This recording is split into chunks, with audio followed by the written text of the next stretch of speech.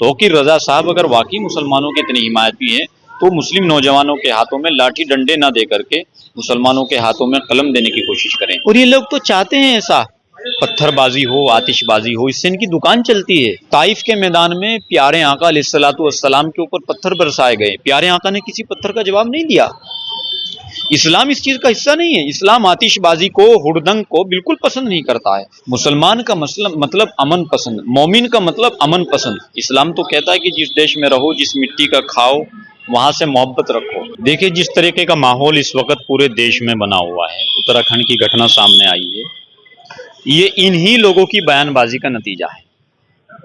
ये वक्त, मैंने पहले भी कहा था, ये वक्त बयानबाजी करने का नहीं है, वरना इसी तरह के परिणाम सामने आएंगे जिस तरह हल्द्वानी में हुआ है।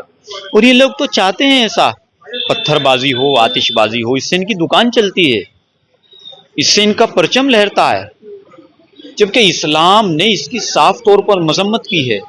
ताइफ के मैदान में प्यारे आका अलैहिस्सलातु वस्सलाम के ऊपर पत्थर बरसाए गए, प्यारे आका ने किसी पत्थर का जवाब नहीं दिया। इस्लाम इस चीज का हिस्सा नहीं है। इस्लाम आतिशबाजी को, हुड़दंग को बिल्कुल पसंद नहीं करता है। इस्लाम का मतलब अमन पसंद, मुसलमान का मतलब अमन पसंद, मोमिन का मतलब अमन पसंद।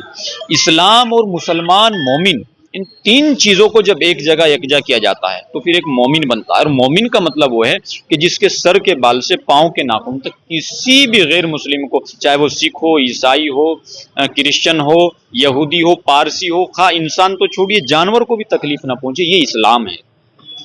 मौलाना तौकीर रज़ा ने कहा है, सुप्रीम कोर्ट पे भी सवाल उठाए और कहा है कि अगर हमारे साथ कोई हमला करेगा हम उसकी जान से मार देंगे। ये सब क्या एजेंडा है? मैं कह रहा हूं ना, ये लोग इस्लाम के हितैषी नहीं हो सकते, इस्लाम के वफादार नहीं हो सकते। देश को तो छोड़िए आप, ये इस्लाम के वफादार नहीं है। जो कह रहे हैं कि हम इस्लाम के वफादार हैं, इस्लाम के वफादार नहीं है। इस्लाम तो कहता है कि जिस देश में रहो, जिस मिट्टी का खाओ, वहां से मोहब्बत रखो। देश हमें देता है सब कुछ, हम भी तो कुछ देना सीखे। क्या हम देश को सिर्फ ये हुड़दंग मचाना सिखाएंगे, देश में पत्थरबाजी करना सिखाएंगे? हम किस रास्ते पर ले जा रहे हैं मुस्लिम नौजवानों को?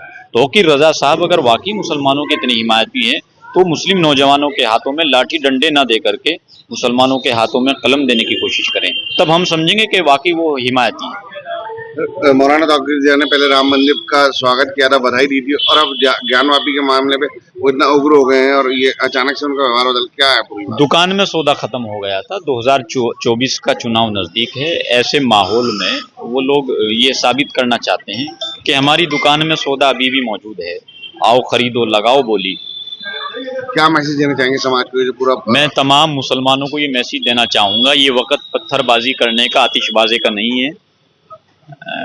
ये वक्त तरक्की का है। आप तालीम पर ध्यान दीजिए, अपनी तरक्की पर ध्यान दीजिए, तहजीब पर ध्यान दीजिए। मुसलमान आज बहुत पिछड़ा हुआ है। मुसलमान आज मुकाबला करने की या लाठी डंडे उठाने की हैसियत में नहीं है। तो मुसलमानों के हाथों में लाठी डंडा देना ऐसे माहौल में ऐसा होगा जैसा जो है आग पर पेट्रोल छिड़कना। भाजपा सरकार कैसा काम कर रही है यूसीसी पे, आप क्या कहना चाहेंगे? देखो सरकार क्या काम कर रही है, हम तो राजनीतिक लोग बिल्कुल नहीं है। हम सरकार को गालियां नहीं देते, इसी वजह से लोग कहते हैं कि सरकार से मिलो। यूसीसी का अगर मतलब ये है कि एक देश एक कानून, तो इसका स्वागत है, अच्छी बात है। हम तो चाहते हैं कि तमाम लोगों के लिए कानून हो।